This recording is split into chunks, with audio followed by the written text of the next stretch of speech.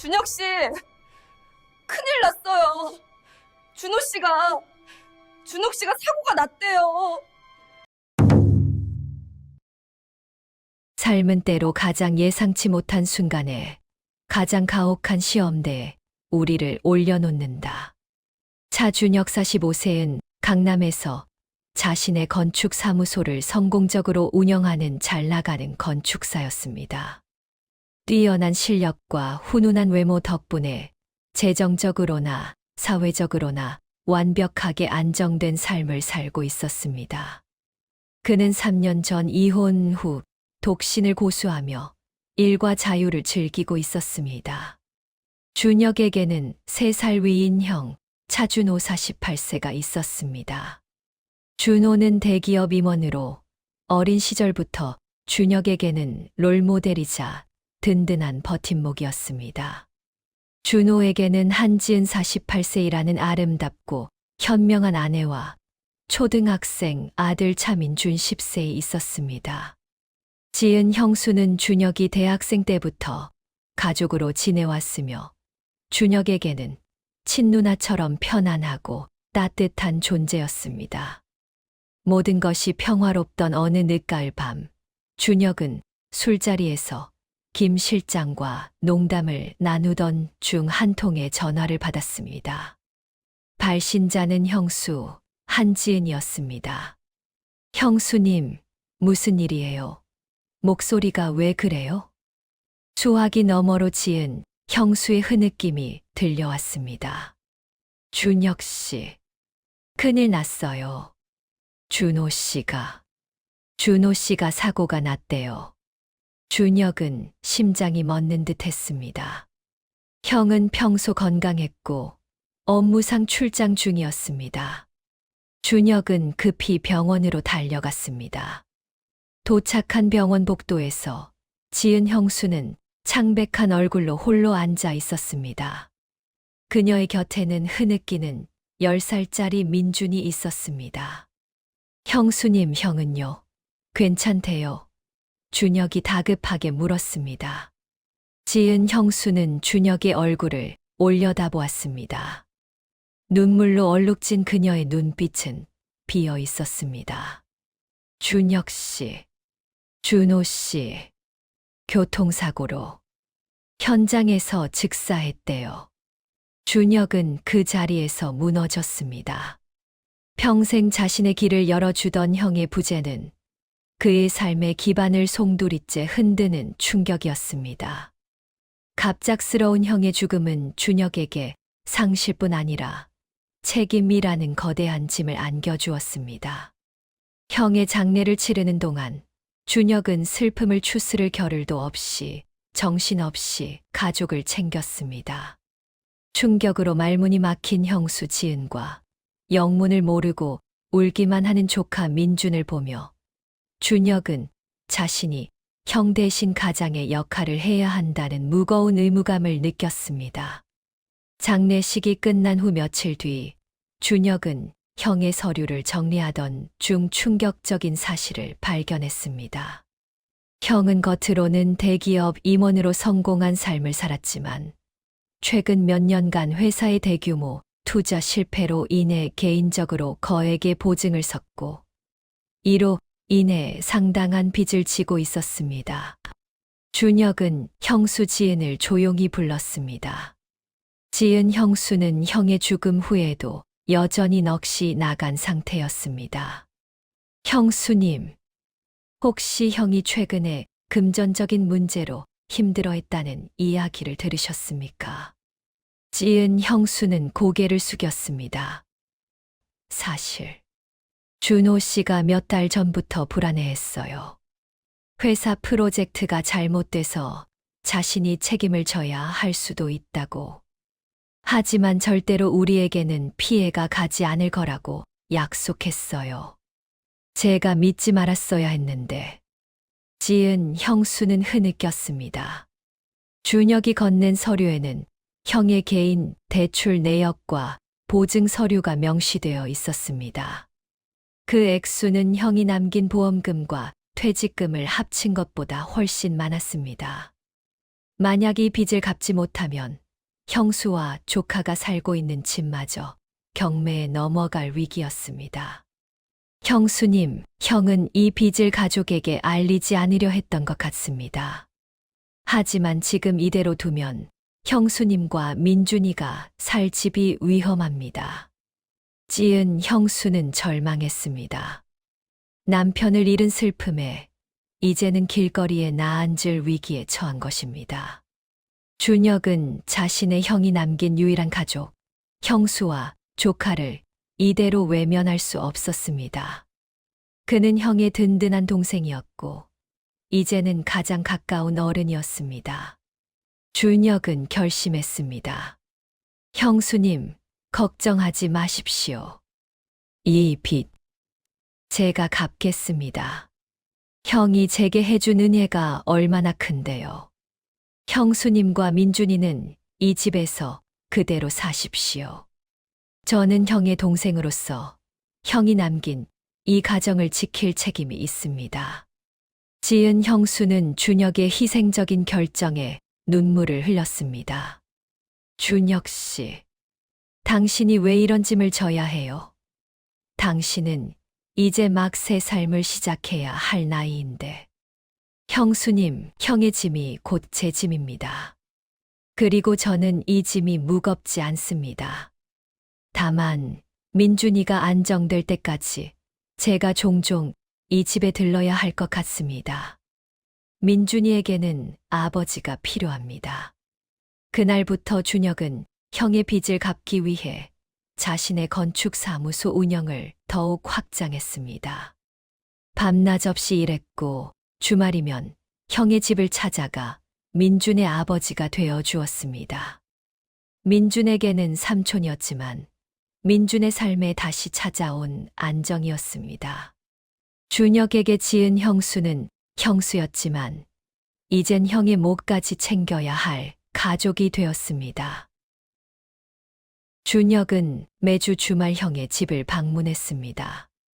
그는 민준과 함께 축구를 하고 공부를 봐주었습니다. 그리고 지은 형수와 함께 형의 유품을 정리하고 앞으로의 재정 계획을 짰습니다.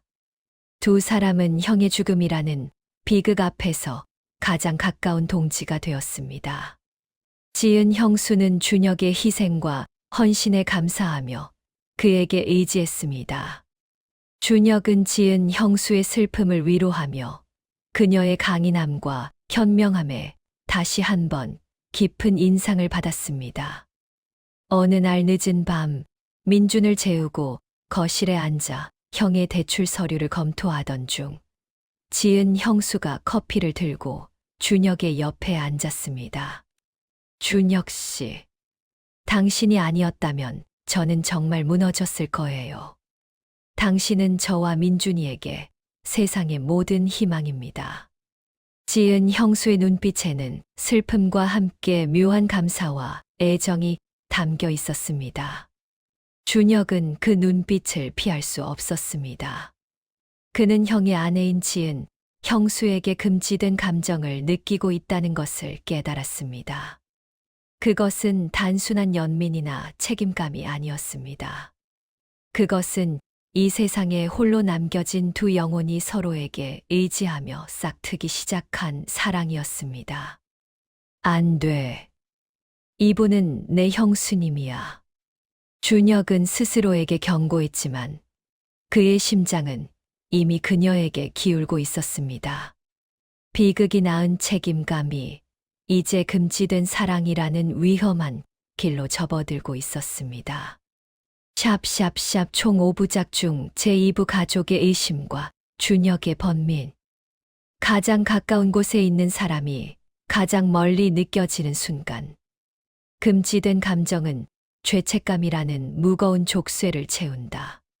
차준혁 45세은 형의 아내인 한지은 48세 형수에게 느끼는 감정이 단순한 동정심이나 의무감이 아닌 애정임을 깨닫고 깊은 번민에 빠졌습니다. 형의 빚을 갚고 형의 가정을 지키는 일은 그에게 명예로운 책임이었지만 형수에 대한 감정은 금지된 죄책감이었습니다. 준혁은 죄책감 때문에 지은 형수와의 거리를 두려했지만 현실적으로 그럴 수 없었습니다. 민준 10세은 준혁을 친아버지처럼 따랐고 지은 형수는 모든 재정적, 심리적 문제에 대해 준혁에게 의지했습니다. 준혁은 주 3회 저녁 식사 시간을 이용해 형의 집에 들렀습니다. 저녁 식사는 늘 세 사람이 함께 했습니다. 삼촌 아빠가 만들어주던 레고 캐슬, 삼촌이 완성해 줄 수 있어.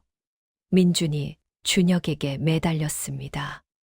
그럼 삼촌이 건축가인데 못할 게 뭐 있겠니? 준혁은 민준의 요청을 거절하지 못했습니다. 민준을 재운 후 준혁과 지은 형수는 거실에서 재정 상태와 민준의 교육 문제 등을 논의했습니다. 대화는 길어졌고 자연스레 개인적인 감정까지 공유하게 되었습니다. 준혁 씨, 가끔 너무 외로워요.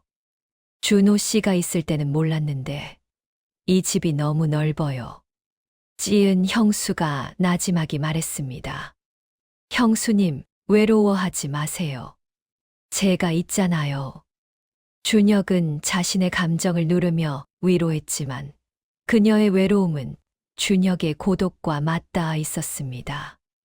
어느 날 밤, 지은 형수가 심한 감기에 걸려 쓰러지자 준혁은 밤새 그녀를 간호했습니다.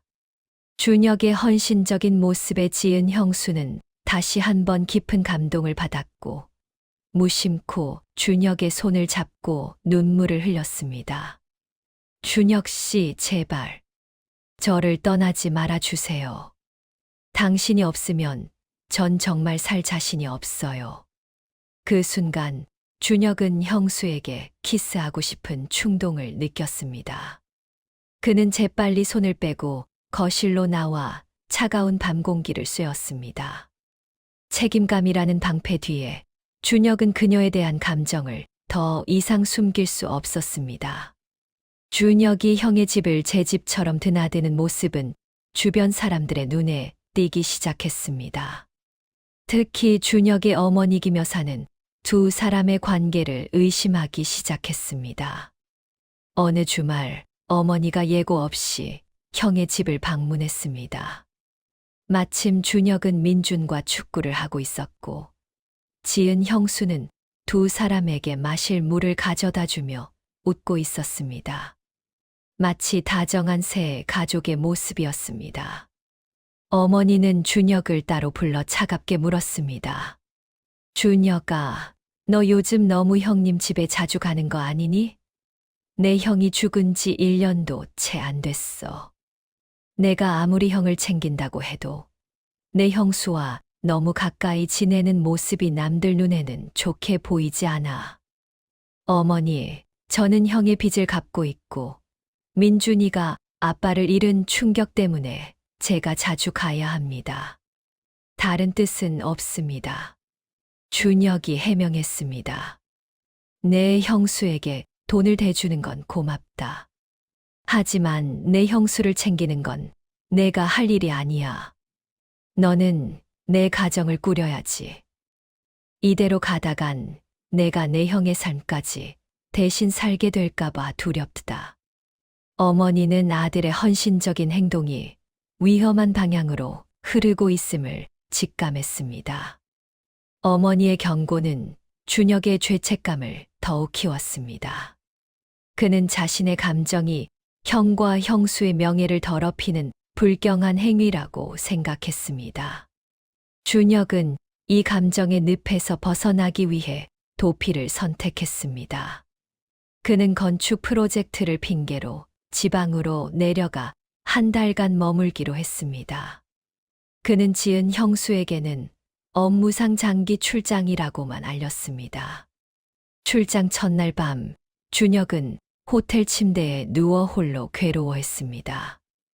나는 형을 배신할 수 없어. 형수님과의 관계는 여기서 멈춰야 해. 하지만 지은 형수가 힘들어하는 모습을 외면할 수 없어. 내가 아니면 누가 그녀를 지켜줄 수 있을까? 그때 준혁의 휴대폰에 지은 형수의 문자가 도착했습니다. 준혁 씨, 오늘 민준이가 삼촌 없다고 울었어요. 저녁 내내 당신 이야기만 해요. 저도 당신이 너무 보고 싶어요. 몸 조심하고 빨리 돌아와요. 당신이 우리에게 얼마나 큰 존재인지 잊지 말아요. 문자를 본 준혁은 결국 눈물을 흘렸습니다.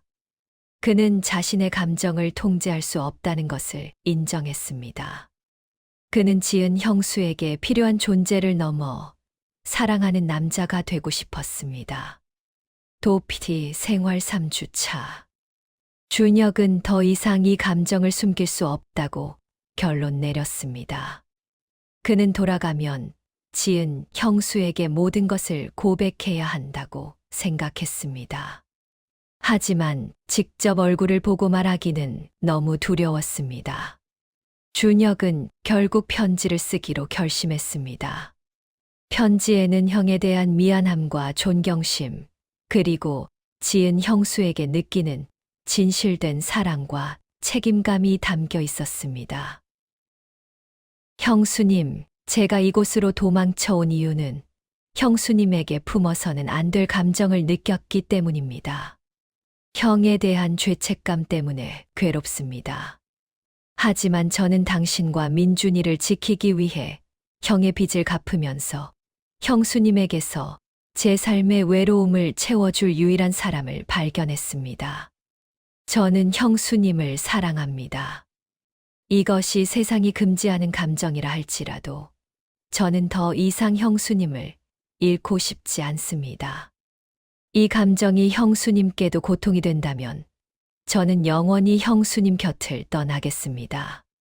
하지만 만약 형수님도 저와 같은 마음이라면 우리 이 어려운 길을 함께 걸어갈 용기를 낼 수 있을까요?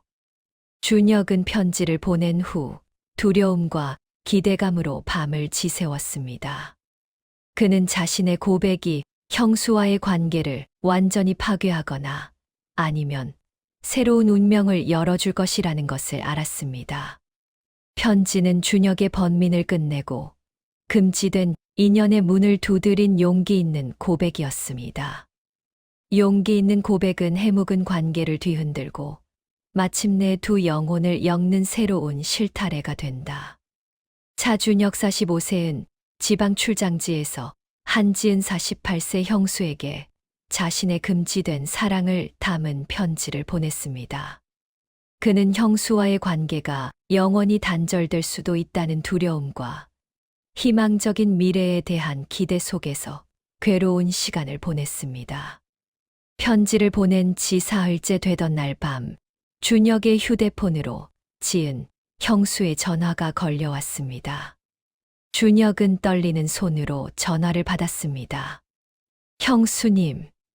준혁의 목소리는 갈라져 나왔습니다. 수화기 넘어 지은 형수의 목소리는 울음기 없이 차분했지만 깊은 감정이 느껴졌습니다. 준혁 씨, 편지 잘 받았어요. 저도 며칠 밤을 꼬박 새웠어요. 준혁은 숨을 멈추고 그녀의 다음 말을 기다렸습니다. 준호 씨가 떠난 후 저는 세상에 홀로 남겨진 것 같았어요. 당신이 우리를 위해 희생하는 걸 보면서 저는 감사함과 동시에 당신에게 의지하고 싶다는 비겁한 마음을 가졌어요. 처음에는 당신이 준호 씨의 대리인이라고 생각했어요. 지은 형수는 잠시 말을 멈췄다가 다시 입을 열었습니다. 하지만 당신이 우리 곁을 떠나 지방으로 갔을 때 민준이보다 제가 더 힘들었어요. 매일 밤 당신의 빈자리를 느끼면서 깨달았어요. 저는 당신을 준호 씨의 동생이 아니라 차준혁이라는 한 사람으로 사랑하게 되었다는 것을요. 지은 형수의 고백은 준혁의 심장을 강하게 때렸습니다. 저도 당신을 사랑해요, 준혁 씨. 이 사랑이 세상의 모든 비난을 받을지라도 저는 이제 당신이 아니면 안 될 것 같아요. 우리가 함께 이 짐을 질 수 있을까요? 준혁은 눈물을 흘리며 대답했습니다. 형수님, 아니, 지은 씨, 제가 돌아가겠습니다. 우리 이 어려운 길을 함께 걸어갑시다. 제가 당신과 민준이를 반드시 지켜드리겠습니다. 두 사람은 세상의 금기를 넘어 비극 속에서 싹튼 사랑을 확인했습니다. 그들의 인연은 이제 운명이 되었습니다. 준혁은 즉시 서울로 돌아왔고 지은 형수와 비밀스러운 만남을 시작했습니다. 그들은 민준에게는 여전히 삼촌과 형수였지만 둘만의 시간에는 서로의 외로움과 사랑을 채워주는 연인이었습니다. 두 사람은 민준이 잠든 후나 준혁의 사무실에서 몰래 만나 사랑을 속삭였습니다. 그들의 비밀 연애는 달콤했지만 동시에 형에 대한 죄책감과 가족에게 들킬지도 모른다는 불안감으로 가득 차 있었습니다. 그러나 10살 민준의 눈은 예리했습니다. 민준은 아빠가 떠난 후 삼촌이 엄마와 자신에게 큰 의지가 된다는 것을 알고 있었습니다. 하지만 어느 날 민준은 우연히 늦은 밤 거실에서 준혁과 지은이 포옹하는 모습을 보게 되었습니다. 민준은 충격에 휩싸여 방으로 달려갔습니다. 다음 날부터 민준은 준혁을 피하기 시작했습니다. 민준아, 왜 삼촌을 피해? 무슨 일 있어지? 준혁이 걱정하며 물었습니다. 민준은 눈물을 글썽이며 소리쳤습니다. 삼촌은 나쁜 사람이야. 삼촌이 우리 엄마를 뺏어갔어. 아빠는 죽었는데 삼촌이 우리 아빠 자리를 뺏으려고 하잖아. 민준의 솔직한 외침은 준혁과 지은에게 가장 큰 비수가 되어 돌아왔습니다. 그들은 자신들의 사랑이 가장 순수한 존재인 민준에게 가장 큰 상처를 주고 있다는 것을 깨달았습니다. 민준의 충격적인 반응을 본 후 준혁과 지은은 더 이상 비밀을 유지할 수 없다고 판단했습니다. 그들은 세상과 가족에게 자신들의 관계를 당당히 밝히고 비난을 감수하기로 결정했습니다. 준혁은 자신의 어머니와 형제들을 모두 자신의 사무실로 불렀습니다. 어머니, 형님, 누님, 오늘 중요한 말씀을 드리려고 모셨습니다. 준혁은 떨리는 목소리로 입을 열었지만 이내 단호해졌습니다. 저는 한지은 씨와 결혼하려고 합니다. 준혁의 어머니 김 여사는 그 자리에서 쓰러질 뻔했습니다. 준혁아, 너 지금 무슨 소리를 하는 거니? 내 형이 죽은 지 1년도 채 안 됐어. 내가 내 형수를 그게 말이 된다고 생각하니? 어머니는 분노에 차서 소리쳤습니다. 준혁의 형제들도 맹렬히 비난했습니다. 준혁아, 너 정말 미쳤구나. 내가 형의 빚을 갚아줬다고 해서 형의 아내까지 차지하겠다는 거니? 이건 폐륜이야. 우리 가문의 명예를 더럽히는 짓이라고. 준혁은 형수 지은을 자신의 옆으로 데리고 왔습니다. 지은은 창백한 얼굴이었지만 준혁의 손을 잡고 단호하게 시선을 마주했습니다. 저희는 세상의 모든 비난을 감수하겠습니다. 하지만 저희의 사랑은 진심입니다. 준혁 씨는 제가 가장 힘들 때 저를 지켜주었고, 이제는 저와 민준이에게 없어서는 안 될 존재입니다. 저희를 용서해달라고 하지 않겠습니다. 다만, 저희의 결정을 존중해 주십시오. 어머니는 충격으로 말을 잇지 못했습니다. 그녀에게는 두 아들의 아내였던 여자가 막내 아들의 아내가 된다는 사실은 도저히 받아들일 수 없는 금기였습니다. 준혁의 발표는 평화로웠던 가족 관계에 핵폭탄을 던진 것과 같았습니다. 그들의 사랑은 가족에게 충격과 수치로 인식되었습니다. 충격에서 벗어난 어머니는 곧바로 재산이라는 카드를 꺼내 들었습니다. 준혁아, 내가 그 여자와 결혼한다면 너는 내 아들이 아니야. 내가 상속받아야 할 모든 재산은 포기해야 할 것이다. 그리고 너희 사무실에 들어간 나의 투자금도 모두 회수할 것이다. 내가 가진 모든 것을 잃게 될 거야. 어머니에게는 아들의 행복보다 가문의 체면과 명예가 더 중요했습니다. 준혁은 단호했습니다. 어머니, 저는 형의 빚을 갚기 위해 제 모든 것을 이미 쏟아부었습니다. 저는 돈 때문에 지은 씨와 결혼하는 것이 아닙니다. 저는 형에게 갚아야 할 빚은 갚고 제가 사랑하는 사람과 살아가겠습니다. 어머니의 협박에 굴하지 않겠습니다. 결국 어머니는 준혁에게 절교를 선언했습니다. 형제들은 어머니의 편에 섰고 준혁은 가족으로부터 완전히 고립되었습니다. 그는 사랑을 선택함으로써 자신이 쌓아온 모든 것과 가족과의 관계를 잃을 위기에 처했습니다. 하지만 그의 곁에는 자신을 믿고 의지하는 지은 형수와 조카 민준이 있었습니다. 준혁의 사랑은 희생을 넘어 고독을 감수하는 결단이었습니다. 금지된 사랑을 지키는 것은 세상을 상대로 전쟁을 선포하는 것과 같다. 그 전쟁의 가장 큰 피해자는 바로 사랑하는 가족이다. 차준혁 45세와 한지은 48세는 가족에게 자신들의 결혼 계획을 발표한 후 어머니의 절교 선언과 형제들의 비난에 직면했습니다. 준혁은 어머니의 재정적 지원 없이 자신의 건축 사무소를 운영해야 했고, 지은 역시 남편을 잃은 슬픔에 이어 세간의 손가락질을 감수해야 했습니다. 그들에게 남은 가장 큰 과제는 조카 민준 10세의 마음을 얻는 것이었습니다. 민준은 삼촌과 엄마의 관계를 알게 된 후 극심한 분리 불안과 배신감을 느꼈습니다. 그는 학교에서도 문제 행동을 보이기 시작했고 밤에는 악몽에 시달렸습니다. 민준에게 준혁은 가장 믿었던 사람이자 동시에 아빠의 자리를 빼앗은 침입자였습니다. 삼촌 미워. 삼촌이랑 엄마랑 결혼하면 나는 이 집에서 나갈 거야. 민준은 준혁이 주는 모든 것을 거부했습니다.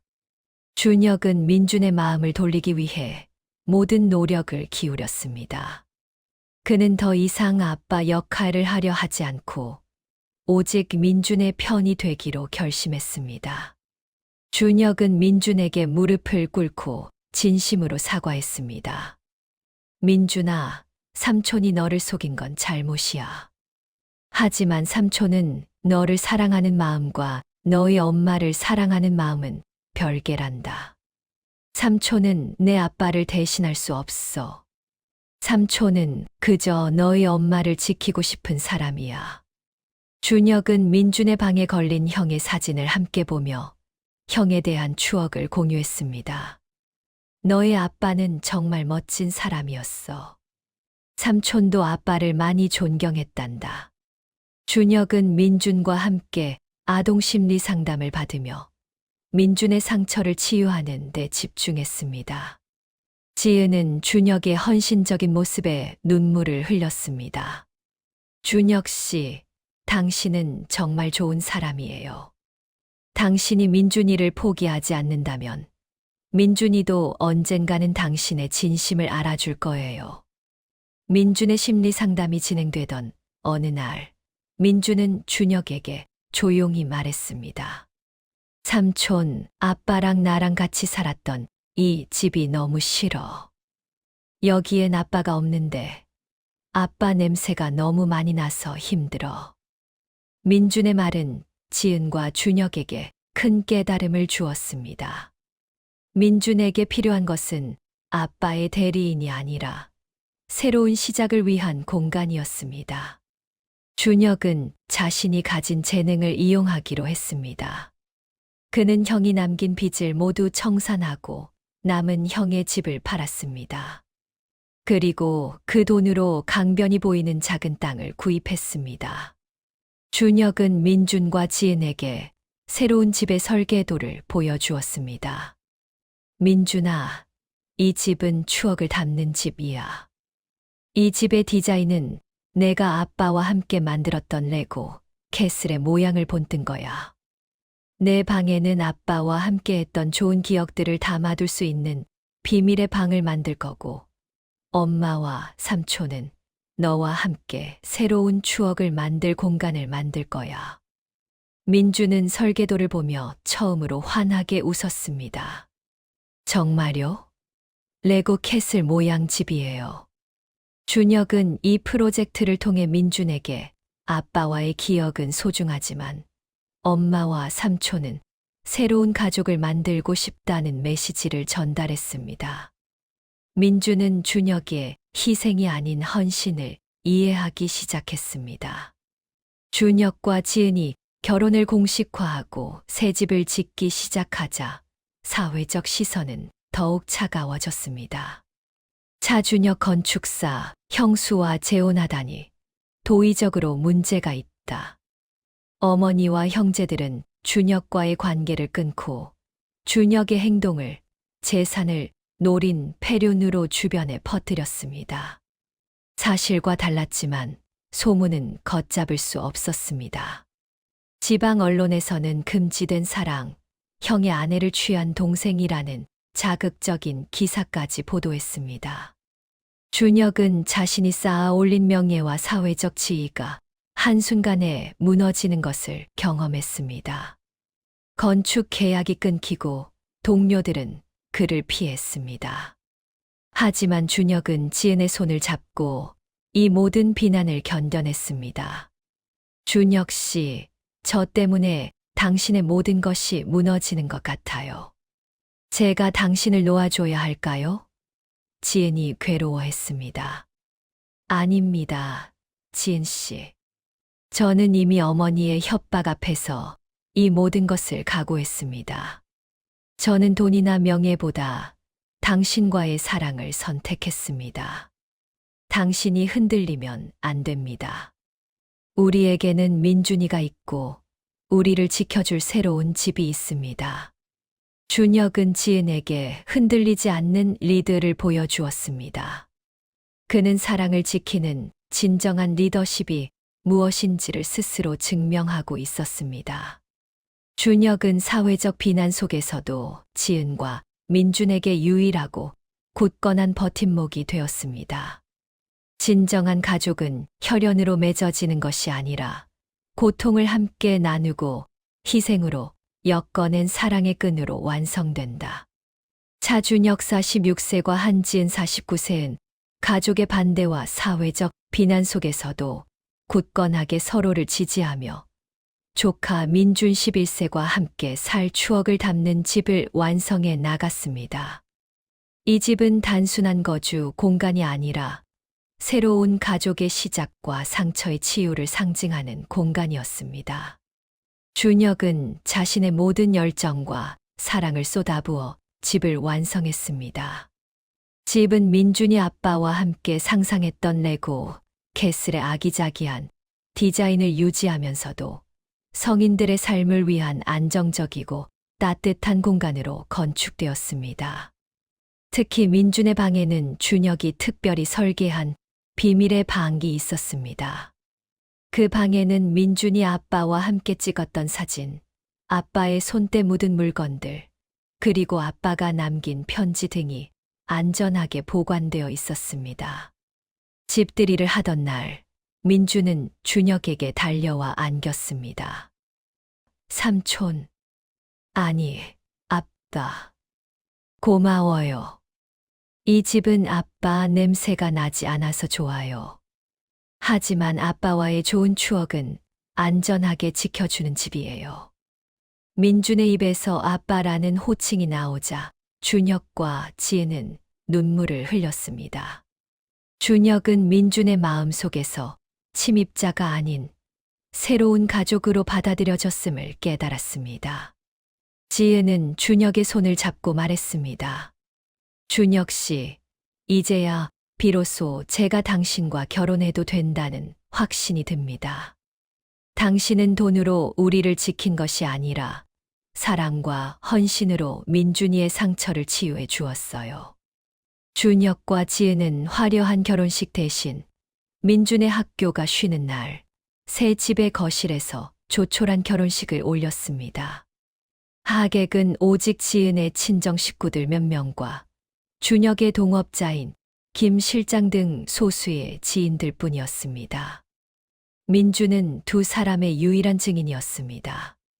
주례 대신 준혁은 지은에게 진심을 담아 혼인 서약을 했습니다. 한지은 씨, 저는 당신과 당신의 아들 민준이를 평생 지키겠습니다. 당신의 형이었던 준호 형에게 빚진 책임감으로 시작된 이 인연을 이제는 당신을 향한 진실된 사랑과 헌신으로 완성하겠습니다. 저는 당신의 남편이자 민준이의 든든한 아버지가 될 것을 맹세합니다. 지은은 눈물을 글썽이며 화답했습니다. 차준혁 씨, 저는 당신의 희생과 용기를 존경합니다. 당신이 아니었다면 저는 세상에 홀로 남겨졌을 것입니다. 당신이 짊어진 모든 비난과 고독을 이제는 제가 당신과 함께 나누겠습니다. 그들의 결혼식은 소박했지만 그 어떤 성대한 결혼식보다 깊은 사랑과 희생의 의미가 담겨 있었습니다. 세상과 가족이 금지한 인연은 가장 진실한 헌신으로 맺어진 새로운 가족으로 탄생했습니다. 준혁과 지은이 결혼하고 시간이 흐르면서 그들을 향한 세상의 차가운 시선도 점차 누그러지기 시작했습니다. 준혁은 형수와 결혼한 폐륜아라는 딱지 대신 비극을 이겨낸 헌신적인 아버지라는 새로운 이미지를 얻기 시작했습니다. 준혁의 건축사무소는 준혁의 진실된 삶의 태도가 알려지면서 오히려 신뢰와 진정성 있는 건축가로 입소문이 났고 일은 더욱 번창했습니다. 준혁의 어머니 김 여사는 여전히 두 사람을 직접 찾지는 않았지만 민준의 학교 선생님을 통해 민준이 준혁을 진심으로 따르고 있으며 집에서 매우 행복하다는 소식을 전해 들었습니다. 2년 후 어머니는 민준이 준혁에게 쓴 세상에서 가장 좋은 아빠에게라는 편지를 몰래 받아 읽은 후 마음의 문을 열기 시작했습니다. 어머니는 어느 날 준혁에게 전화를 걸어 말했습니다. 준혁아, 내가 얼마나 힘들었을까. 내 체면 때문에 너의 행복을 막으려고 했던 것을 용서해다오. 이제 내 형수, 아니 지은이와 민준이를 데리고 우리 집에 오너라. 준혁은 눈물을 흘렸습니다. 어머니의 허락은 그들의 결혼 생활을 향한 가장 큰 축복이었습니다. 그들의 금지된 인연은 마침내 가족의 사랑으로 완성되었습니다. 결혼 5년 후 민주는 16살의 건장한 고등학생이 되었습니다. 민주는 준혁을 친아버지처럼 따랐고 준혁의 건축사무소에서 아르바이트를 하며 아버지의 길을 걷고 싶다고 말했습니다. 어느 주말 저녁 세 가족은 추억을 담는 집의 넓은 거실에서 함께 음악을 들었습니다. 지은이 민준의 손을 잡고 말했습니다. 민준아, 오늘은 엄마랑 새 아빠랑 함께 춤을 추자. 아빠가 너를 위해 집을 지은 것처럼 우리 셋이 가족이라는 왈츠를 함께 추는 거야.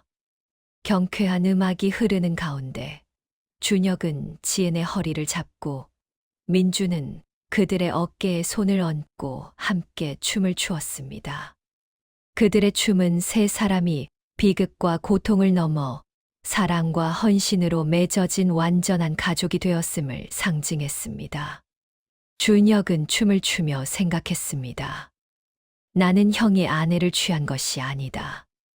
나는 형이 남긴 가장 소중한 보물인 이 가정을, 내 모든 것을 바쳐 지켜낸 것이다.